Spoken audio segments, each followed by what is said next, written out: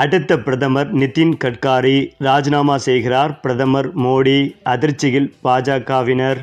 அதாவது மகாராஷ்டிரா மாநிலம் நாக்பூரில் பத்திரிகை நிருபர்களுக்கு விருது வழங்கும் விழா நடைபெற்றது. இந்த விழாவில் மத்திய மந்திரி நிதின் கட்காரி கலந்து கொண்டு பேசினார்.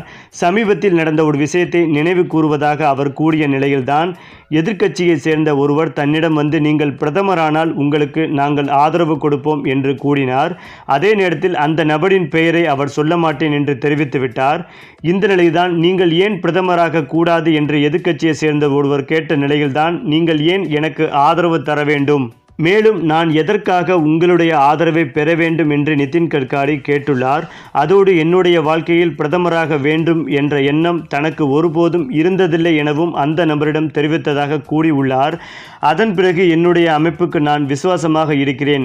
நான் எந்த ஒரு பதவிக்காகவும் சமரசம் செய்து கொள்ளப் போவது கிடையாது.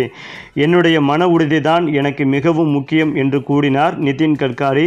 மேலும் நிதின் கட்காரி பேசியதாவது, தன்னிடம் நீங்கள் ஏன் பிரதமராக கூடாது என்று கேட்டதாக கூறிய விஷயம் தற்போது தேசிய அளவில் கவனத்தை பெற்றுள்ளது. இந்த நிலையில்தான் மோடியின் பதவி காலம் இன்னும் 1 மாத காலத்தோடு முடிவடைய உள்ளதால் பாஜகவில் அடுத்த பிரதமர் யார் என்ற கேள்வி தற்போது எழுந்து வருகிறது.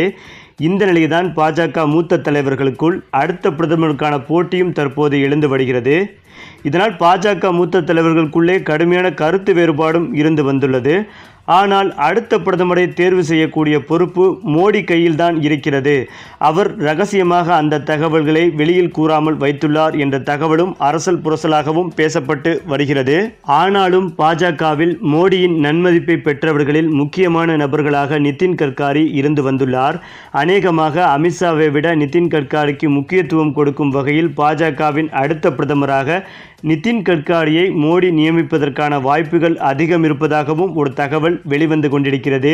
இதனால் மற்ற பாஜக மூத்த தலைவர்கள் அதிருப்தியில் இருந்து வருகிறார்கள். அவர்கள் பாஜகவிலிருந்து விலகக்கூட வாய்ப்பு இருப்பதாகவே சற்று அதிர்ச்சி தரும் தகவல்களும் சொல்லப்பட்டு வருகிறது.